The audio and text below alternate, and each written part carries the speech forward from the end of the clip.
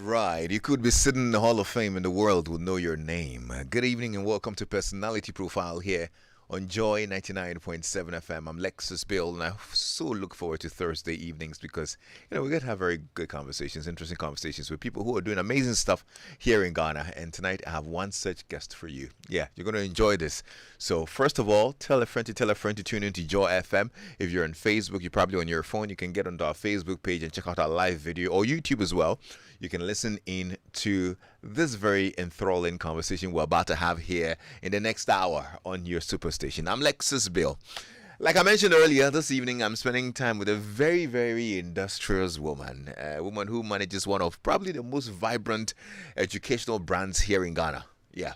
In fact, her event is on every high school's calendar every year and also on the lips of many Ghanaians, including me. Yeah, and you get to understand why I so love it. Yeah, everybody who loves to see their high school triumph loves this brand. Now, the National Science and Maths Quiz, the NSMQ.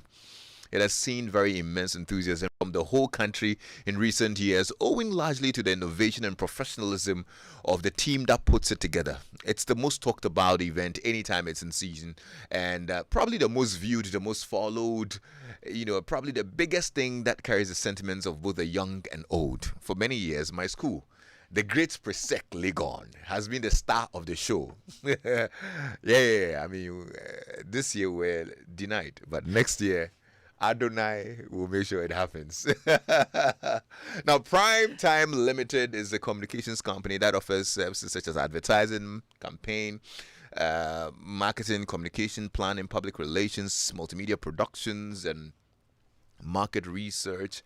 And the managing director and the team lead is my guest on Personality Profile tonight. Yes, she has over 15 years of experience in planning and executing communication campaigns and has spent 12 of these years as lead consultant for the National Science and Maths Quiz. Since 2013, she's brought a lot of innovation and excitement to the NSMQ, for which she's the executive producer. She has also extended the popularity and relevance of the program, giving it a strong social media presence. She has also spearheaded the creation of the STEM Festival, which we'll talk about. It aims to promote the study of STEM in our schools, with emphasis on practical applications, educate Ghanaians on various careers in STEM, as well as give Ghanaian youth the opportunity to explore and showcase their innovative ideas. Under her stewardship, the NSMQ has received several prestigious awards. I mean, I can go on and on and on. CIMG Marketing Performance Awards, TV Program of the Year, Advertising Association of Ghana, the Gong Gong Awards, the AAG Awards. I mean, lots of it, and deservedly so.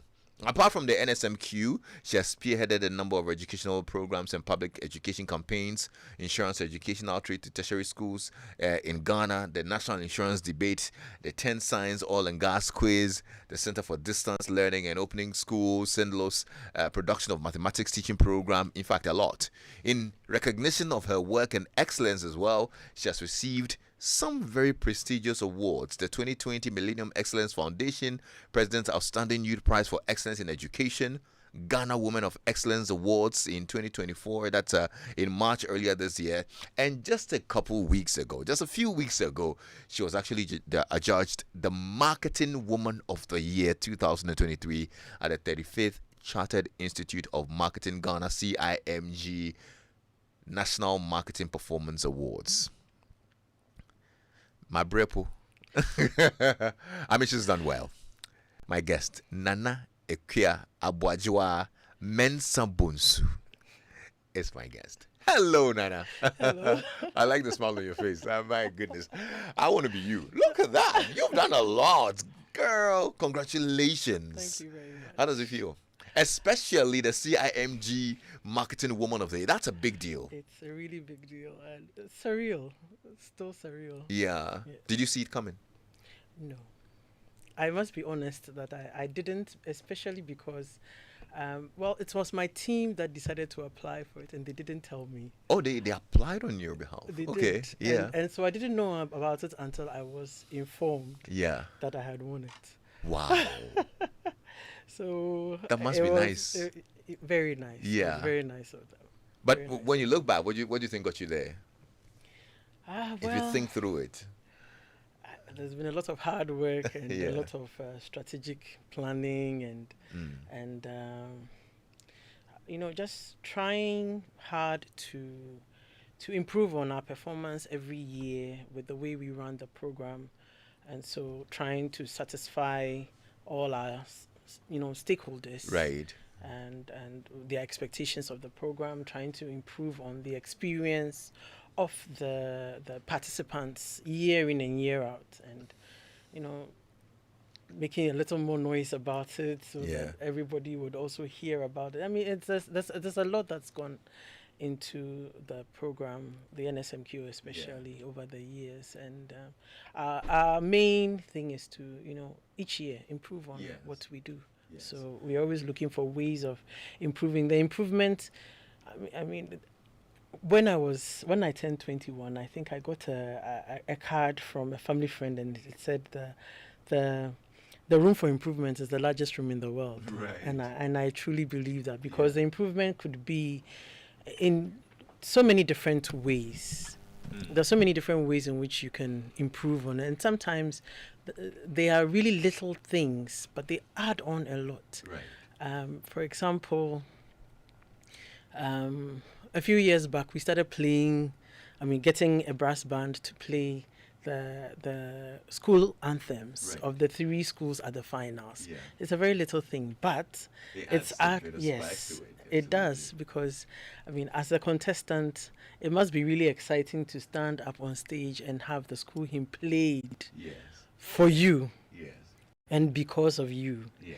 And for the audience, wherever you are, if you went to that school, if you hear that song being played, you will sing along, and it raises your morale. Absolutely. And the pride in your school and all of that. So sometimes the improvements are little things on the surface, but they have a deep impact. So we're always looking for ways of I need to doing also things. congratulate you on this year's edition as well. I know you were busy, and when I get close, I see the amount of work that you all put in, the weeks and months of running around the country, touring up and down, and even the grand finale is a spectacle on its own. Like, there's so much work that goes into it. So I'm sure you now have earned some days off.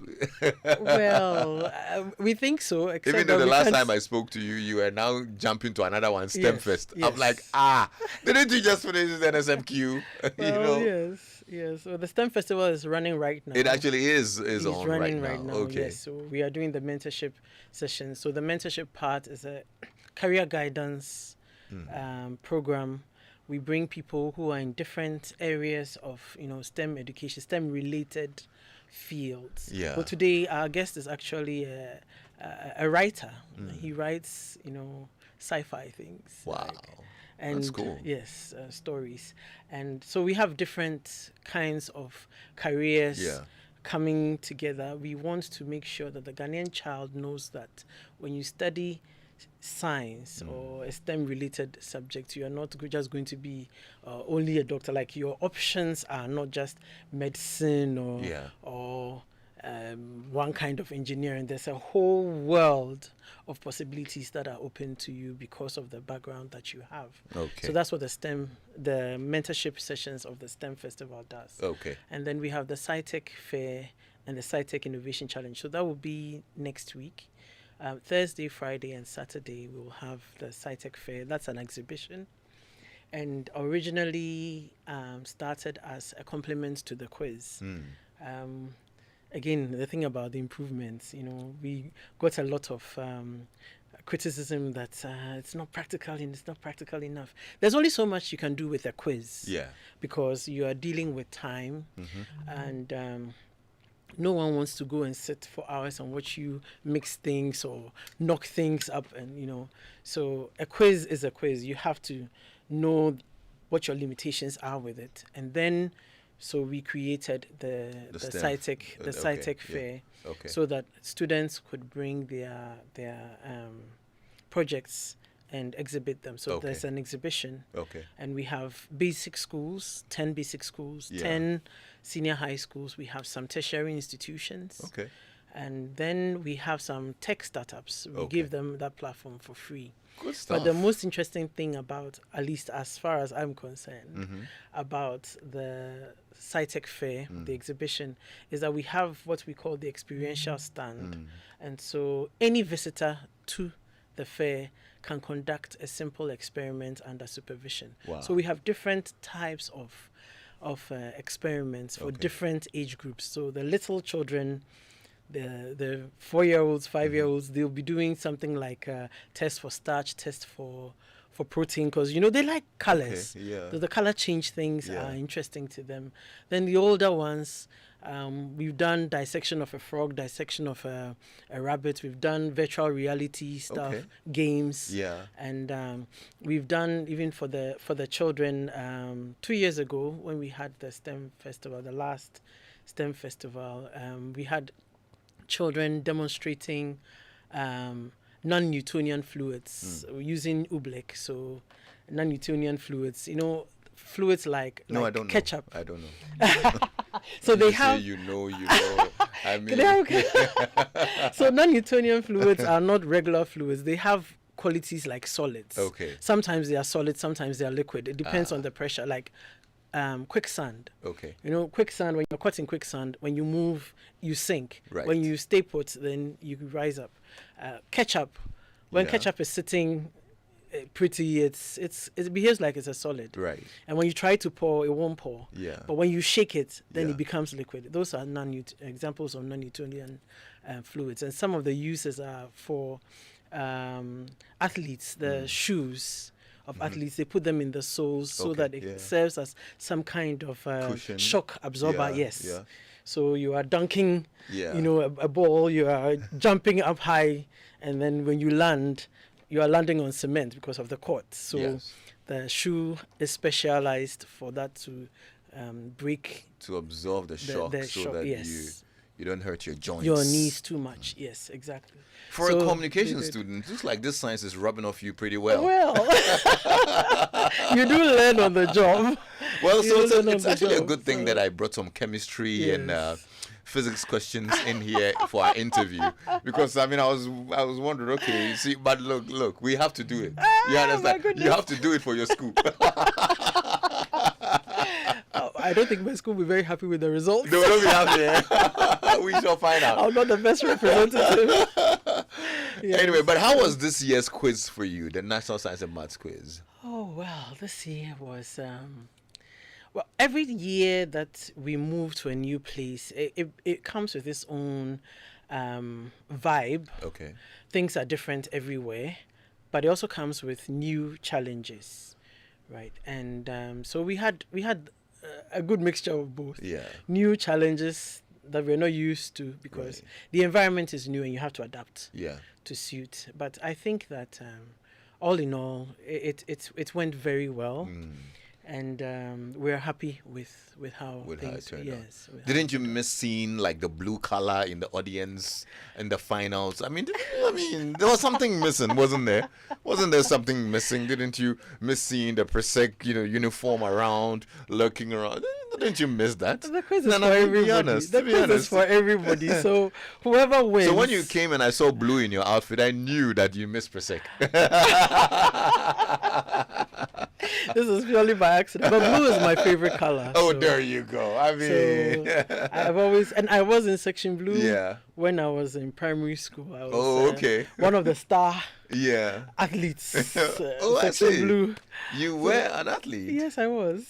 And what event were you taking part in? So in primary school up to JSS, well, all the way up. I was a sprinter, so I used to do 100 meters, 200 meters. I even tried 400 meters. Oh, I see. And then at Wesley Girls, I became a high jumper. So Okay. I actually went to Intercore and Super Zoo, and then Yeah. you might not believe this, but my first year at Legon, I was third in high jump, Interhalls. Are you serious? Wow. I don't look it now, but yes. We could have actually had an Olympic champion or Olympic medal from here. Maybe, because I actually used to do the flop. Okay. So, yes, I see. had technical training for that, so I used to do the first big flop. One of the things I actually we wanted to find out was whether you ever took up tennis, because I know your dad Was a tennis player. Yes, but no, I didn't do. You didn't. No, he didn't force you to get a racket and follow him to the tennis court. No. Oh, I see. No, they didn't play. They played more for leisure. Yeah. And a little exercise. And there were a group of we're friends. Yeah. Camaraderie. Yeah. Rather than as a sport. Right. Really. Okay. Yes. Okay. But how was growing up? I mean, with a father like that who, I mean, your family, guys, you need to actually explain it to everybody who's listening now, because I just realized you have a family that is so deep in academia, and it's no coincidence that everybody is doing something related to education. You're the best person to be handling this NSMQ thing, because your family is all about academia. Tell us a bit about your family and growing up. Well, where do I start? So my father is Dr. Kweku Mensa-Bonsu. He started Primetime and the National Science and Maths Quiz. Right. And my mother is her leadership justice, Professor Henrietta Mensa-Bonsu. And she spent most of her, the greater part of her working life as a lecturer at Legon. So that's the academic. Her parents were teachers. They're also teachers. They were also teachers, Wow. and I was actually my dad's student at the School of Communication Studies. He taught me advertising. You were in his class? Yes, I was in his class. Oh boy. Did that story play out? You know how when your father is a teacher, like they are literally very mean to you? Oh, it didn't play out. No, that way? I was a good student. I was quiet. In fact, it took, I think it was almost up to the middle of the semester before my course mates found out that he was my dad, because I stayed in my corner. I asked questions only when I needed to ask questions. Yeah. I was quiet, but there was an incident once. I remember that I was late to his class. Oh dear. and I miscalculated because I knew he wasn't going to come early. But he got there before me.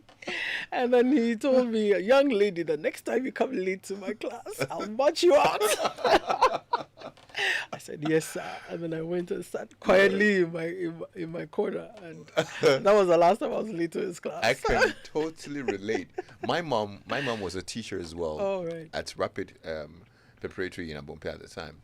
And when we were much younger, they do inspection. Right, yes. They inspect whether you've combed your hair, yes, whether your nails are, overgrown, yes, and all yes, of those things. Yes. You are my mother. Yes. I am only a kid. You watched me leave home with uncombed hair, and you get to school and you cane me. Yes. I'm not forgiving that woman. But she was teaching you certain things. Yeah. Absolutely. First of all, not to take her being a teacher in your school for granted. Yeah. That you can't get a pass Absolutely, because she's there. Oh, I never did. And that you had to do what everybody else was doing. In fact, what you're saying is, if my mom is listening, she'll be laughing because she had a similar experience with her mom, who was her head mistress. Oh dear. Yes. If she saw, on their way to school, she saw that my mom maybe hadn't combed her hair properly or wasn't wearing her belt, she would let her get down and go home, and then they would leave. And then when she got to school, she would tell the school prefect that Henrietta is late. She's on her way to school. And so when she got to school, of course she'd be punished for that. But it taught her a big lesson, which I have also learned from, and which I also use in my work. The fact that you are close to somebody, whether it's a family relationship or a friendly relationship, does not mean that you should take advantage of the situation and misbehave. Yeah. After all, especially if it's in a job situation, as long as that job exists or that work exists, you won't have to go around looking for a job. You have a job. Yeah. So you should be protecting it and not, undermining the authority of whoever is close to you and helping you, or destroying things because I know the boss. I know the boss. Yeah. No, that's that's my attitude to it. So my cousins who have come and worked as production assistants on NSMQ or have interned with me, or they know that. I will tell you that I'll be harder on you than on anybody else. Right. Because it's important for you to recognize that you have to protect what we have. Yeah. And that it breaks team spirit, it breaks morale if you do whatever you like and you get away with it. That's true. I totally agree. And that's a very wonderful lesson that you're sharing with us. If you're listening in and you have any questions or contributions, you might send us a WhatsApp message on 055-1111-997. If you're watching us on Facebook, you can put your comments as well in the comment section and I'll read it out. Right. Now, growing up around a family of academicians and people who are in academia, what kind of profession did you envision that probably when you grow up you'd be in? To be honest, I didn't know. And so when people asked, I definitely knew I didn't want to be a doctor because I don't like the sight of blood. Oh, dear. And I don't like hospitals. So I knew, even as a little girl, that I never wanted to do anything on that side. Yeah. So whenever people ask, oh, what do you want to be? And then people say, doctor, I never said that. I didn't really know what to say. So I'd say lawyer because my mom was a lawyer and it made sense for me to say that. But as I grew up, I realized that I was strong when it came to languages. If I want to learn a language, I will. Oh, okay. And I realized also that I had, should I say, literary strengths on that side. Okay. Case in point, at I think I must have been about 8 or 9 years old, I directed a play. You did? Yes, I did. Wow. My sisters and then my cousins and I, we had a club. Fashioned along Enid Blyton's Secret 7. So our club was called the 4.5 Club. Okay. And we put together a play and had our uncles and aunties and some guests. I think it was Easter Monday, maybe 88 or 89. Yeah. And we put up the play and we had a little accident along the way. My youngest sister decided that she didn't want to play her role anymore, and we had to change the story. Then I had to change the story and give it a new ending. So I started, discovering these things and interests. So you knew you were going to be in the literary arts, basically. Well, I thought I would be. Strengths? No, I actually wanted to be a translator. Oh, okay. A multilingual translator. My first degree is in French and Spanish. So I thought I was going to be a translator, and then my mom said, go and learn how our money is made. Right. But I think that the idea always was that I would be the one to go that way. I think of my siblings, my parents thought that I was the most should I say suitable for a career in media and to take over from your dad. My dad, yes. Oh, okay. Because your younger sister is an associate professor at Ashasi. She's actually the head of the law and humanities. Yes, she's setting up the law. Yes, she's wonderful. Yes, I listened to her and I totally fell in love with her. That's Dr. Mami Mensa-Bonsu. Mami yes, and then the other one is Mameya Mensa-Bonsu, and she is a lecturer at the School of Law at the University of Ghana. Amazing. Yes. You've got a beautiful family. Thank you.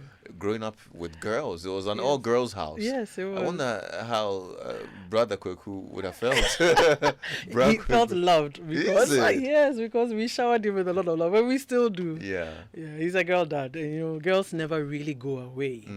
I always say this: girls never really go away. Somehow they always come back home. They keep the links with home much better on average than boys do. Yeah. So, yes, he's very happy. Okay, so we're good. You're done with Wesley Girls. Yes. You now go to Legon. Yes. To study humanities. Yes. Yeah. And then afterwards, was it right after that you came to take over from Dad? No. So after that, I did my national service. I actually did. This interesting little fact. I volunteered to teach at Wesley Girls for 2 months after school. That was during the NAGRAT strike, and the headmistress went around looking for old girls who were leaving school, as in university, to come do their national service there. And I couldn't do national service there because my service had already been worked out. I was doing a program on the French embassy. There's a French embassy organized program where we were teaching functional French, so professional French in state institutions. So I was with the police. Okay. So I was at the CID headquarters. We were putting together the teaching materials for teaching professional French. So teaching policemen how to say good morning, good, bonjour, and to introduce themselves to a superior, to a new person, to arrest someone who has done something, professional French, the kind of French they'd need to know to be able to function in their jobs. And so after that, I went to the School of Communication Studies. That's when I became my dad's student. Okay, yeah. And then after that, right after that, in fact, I didn't even submit my thesis. I did my work on my thesis in the US, in Ohio University, where I did a Master of Arts in International Affairs and MAIA in Communication and Development Studies. Okay. And with I also did a graduate certificate in health communication, African community. Yes. So I did those two back to back. Wow. It was crazy. It was crazy because I had to do, can you imagine carrying 18 credit hours over there, having to do some work because you have to, your scholarship, because I was a graduate assistant, and then all your assignments and the papers you have to write, and on top of that, you are doing, you're writing your thesis for another master's. It was crazy. Yeah. I was doing things like 24 hours no sleep, 5 minutes of sleep. Wow. 26 hours, 30 minutes of sleep, especially when it was time for finals, because at that time Ohio University was running the quarter system. So you had to do 3 quarters. So in 10 weeks you are done, the quarter is done. So it was crazy. I can imagine. So when you were done, you came back? Yes. Immediately? Immediately. So it means that you were in on the succession plan? Yes, I was. That was the plan. Okay. But I also knew from a very long time ago that I didn't want to live abroad. Okay. I didn't like the cold, and Ohio was pretty cold. Okay. I didn't like the cold. I didn't like the loneliness, the individuality or individualism. Yeah. Yes, I was lonely. When I did my year abroad in France, and when I was lonely, I didn't want to live out abroad. I also had allergies. Oh my goodness. Seasonal allergies. When I first went to America, and then I saw them, putting up signs for shots, flu shots. I said, America for payario, America for everything is some kind of illness that needs some kind of medicine and so on, until the middle of the quarter, and then I realized that you need it. I needed it. Those shots too. Oh my goodness! And they said it was too late. I had to wait it out and try the next season. I actually suffered from hay fever. Okay. In my second year, so I actually missed my graduation. Oh. Yes, I was there. I worked. I had enough credits to work, and my parents were coming. I had enough credits to work, but I missed my my defense. At that time, Skype wasn't, but this is 2009. So it's not like now where you can do these things by Zoom and stuff like that. So I missed my defense. I couldn't step outside the house. Okay.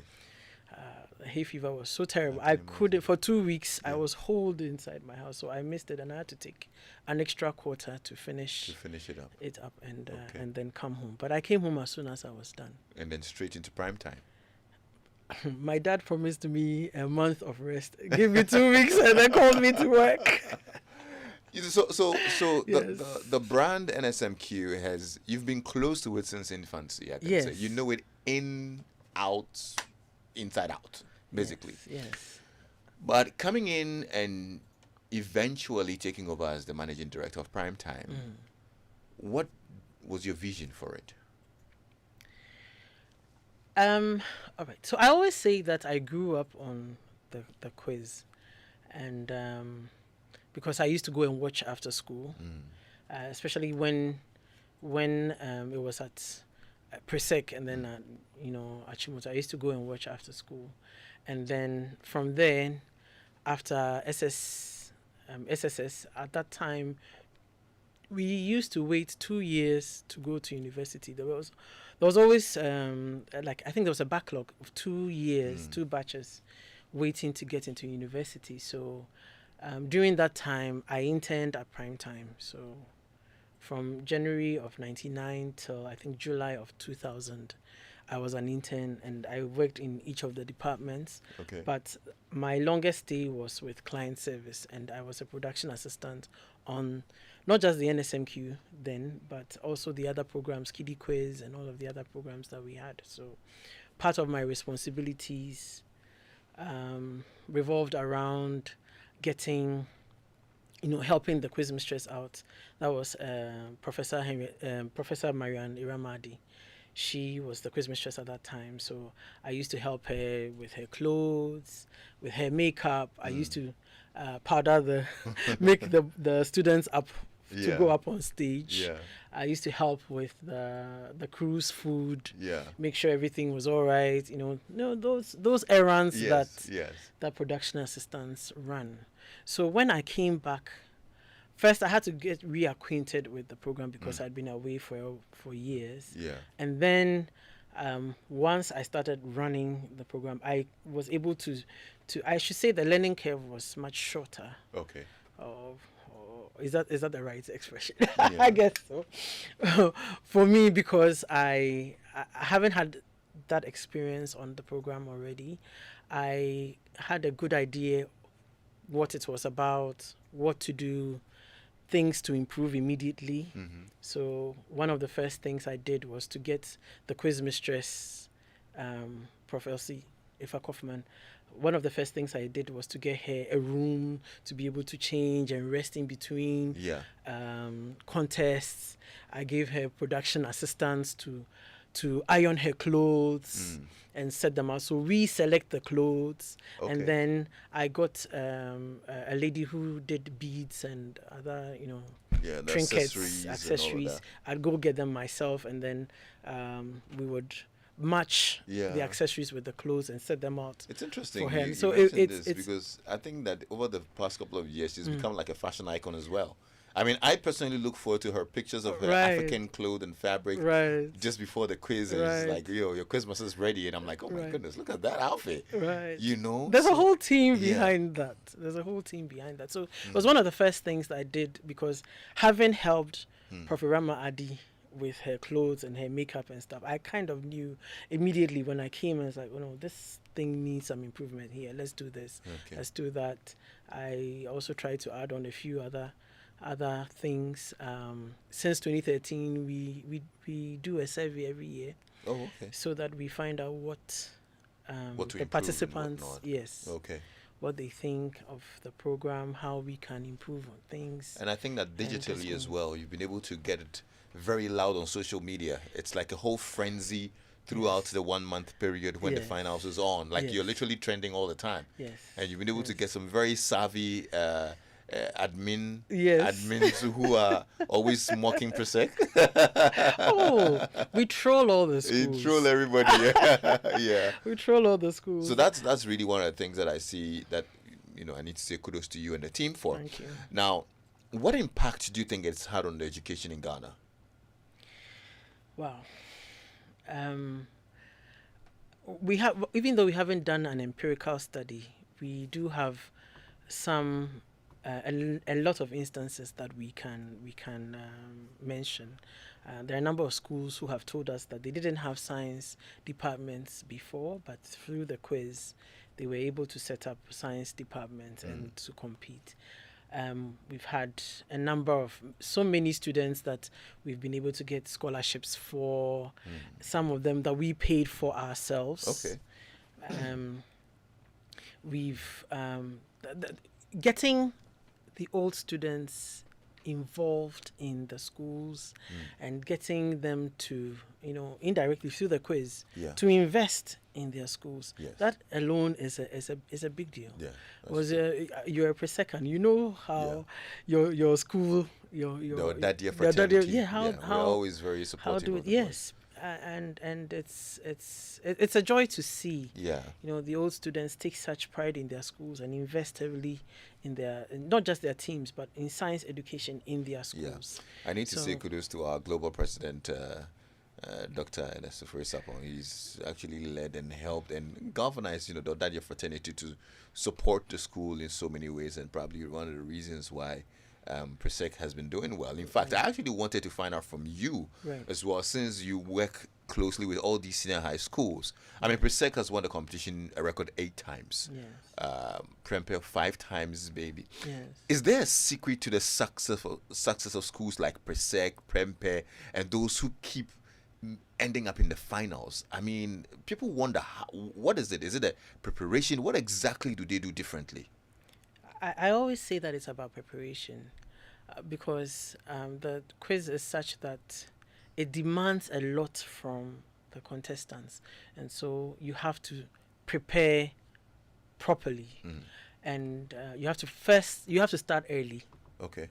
And then the preparation, take them through a lot of tests and make sure that they read wide.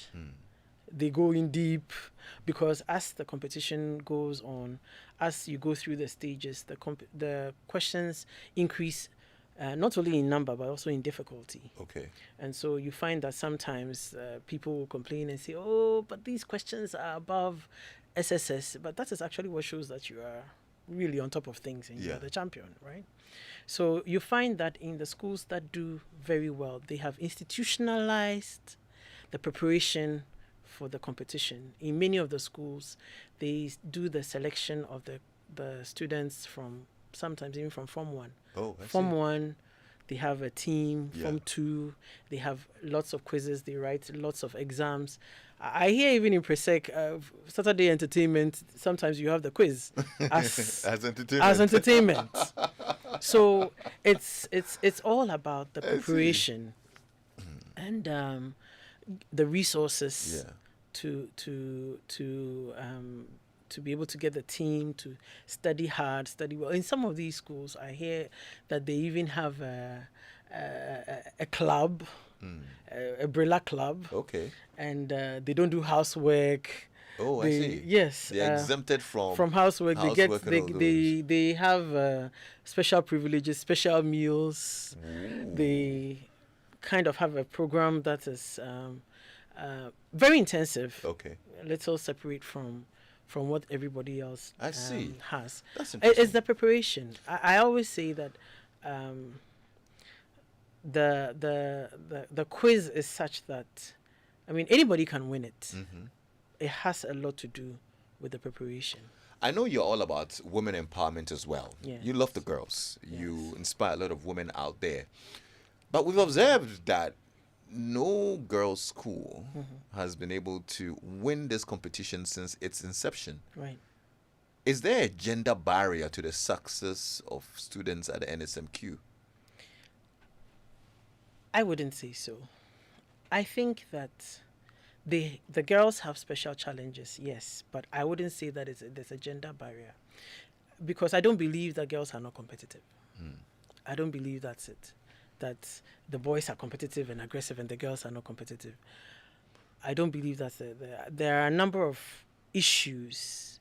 Some of them are, yes, pertaining to the girls. And let me break it down here. First of all, you have a situation where the girls' schools, a lot of the time, they just wait till the last minute, really.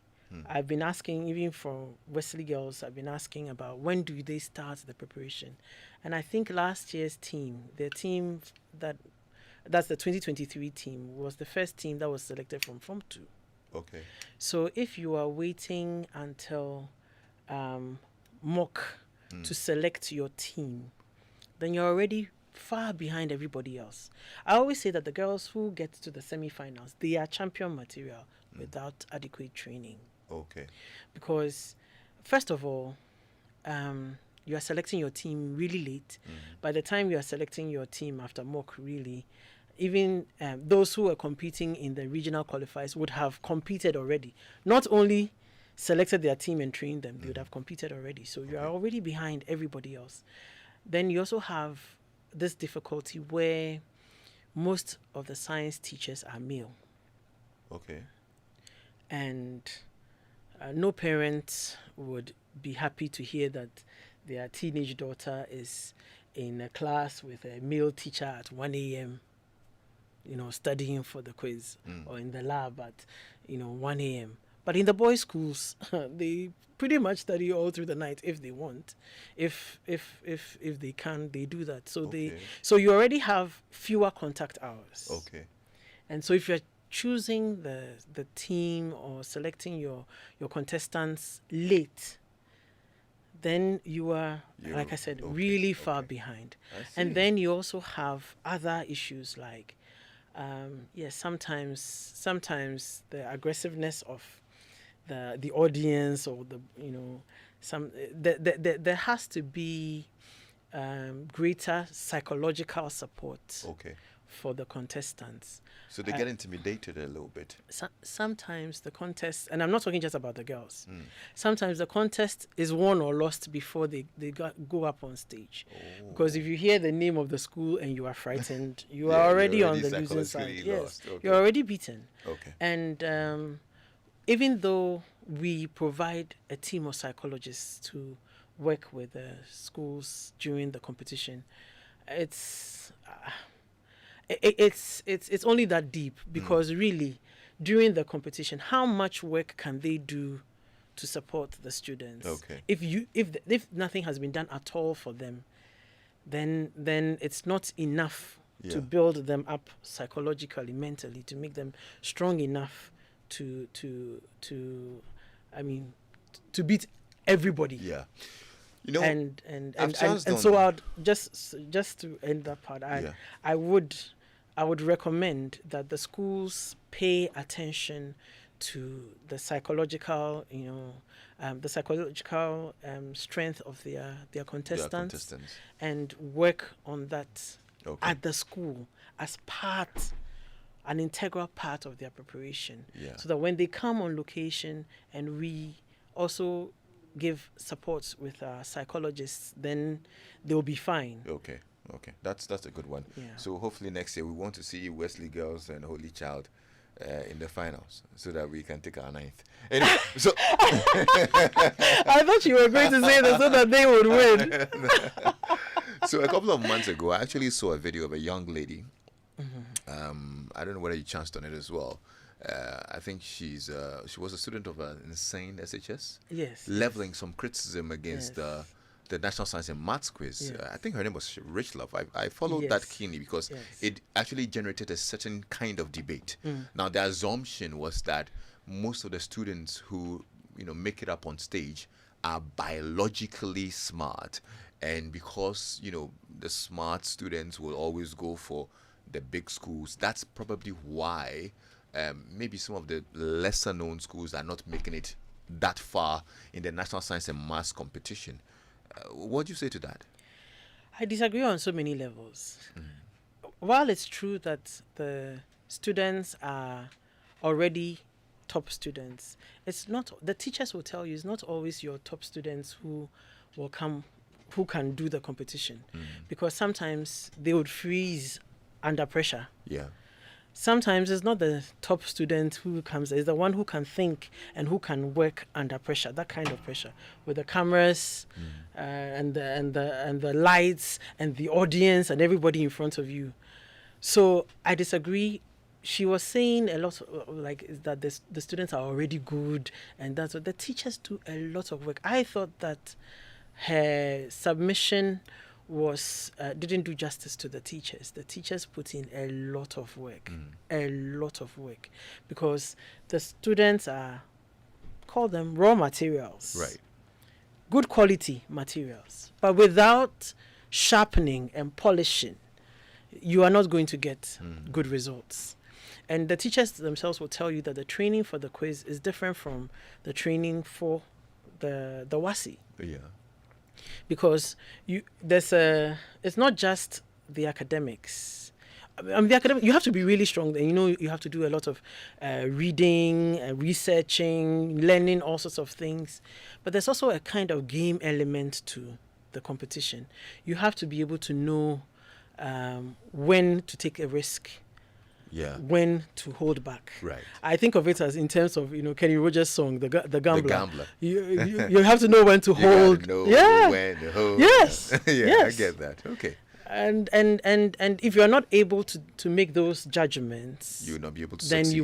you won't do well. Good stuff. But a lot of things go into the preparation of the students for the competition. So and a lot of good has come out from that. You have students who have been identified, their talents been identified, and they've been assisted to get scholarships into all sorts of prestigious institutions. Yes, we have so many former contestants in big positions everywhere. We even have a quiz mistress who is a former contestant, Dr. Anita Champon. Okay. Dr. Anita Opon. Yeah. She's one of our quiz mistresses, and she was on the 2005 Ghana National College team. So she was a contestant on it. So there's amazing. A lot of good that has come out of it. What's the biggest learning for you all through these years from the quiz? Oh, wow. There's always a lot to learn, and every year is different. Every year has its own. So this year, which one sticks out for you? Probably what comes to mind. Wow, that's a lot to take in. I guess I'm not even sure where to approach it from. Yeah. There's so much that we've learned behind the scenes, and even with the schools. I think that one thing is clear, that the competition is still very much alive in the schools, because when you see the attention that the students, not even talking about the fans, just the schools themselves, the contestants, how important it is to their studies, their academic life in the school, for which reason the schools have institutionalized the process, the learning and the preparation process. It tells you that there's a lot of good that's happening there. It's supporting STEM education, and the more people are interested in the science around us and in learning science, the better it will be for the country. And that's also one of the reasons why the STEM Festival was introduced, so that there's a practical part of it. We have the SciTech Innovation Challenge, where the students build their projects up from scratch by themselves without their teachers. Wow. We are hoping that through that, we'll be able to build, in some years to come, we'll be able to build a pool of young innovators. And yes. The STEM Festival, you said it's still ongoing. Yes. Where is it happening? So right now, the mentorship sessions are streamed live on all our social media channels. But what's the handle for those who want to follow?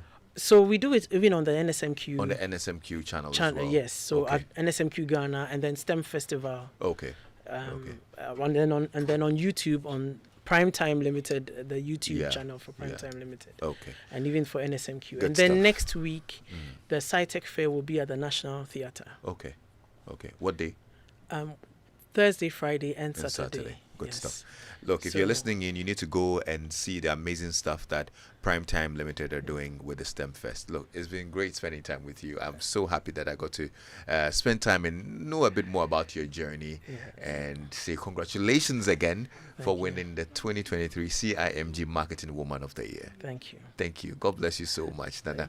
And Thank you I've had a good time. Thank you also for sending all the messages. If you missed any part of this conversation, it's live on our Facebook page. You can go check it out. I'm Lexis Bill, and I've been spending time with Nana Akua A, Mensa Mensa-Bonsu, the MD of Primetime Limited, here on Personality Profile. It's 8 o'clock. Let's find out what's happening in news.